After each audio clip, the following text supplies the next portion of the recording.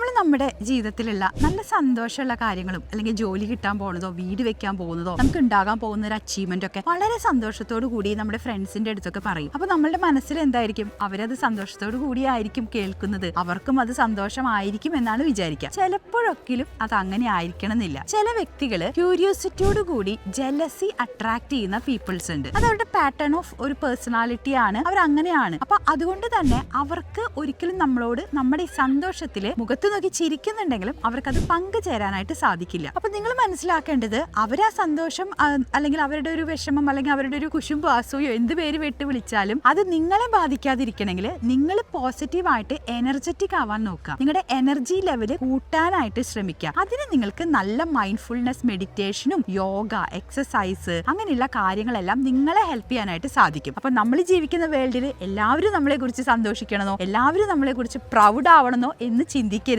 നിങ്ങൾ എനർജറ്റിക് ആവാനും പ്രൗഡ് ആവാനും നിങ്ങൾ ഇംപ്രൂവ് ചെയ്യാനും ശ്രമിക്കുക.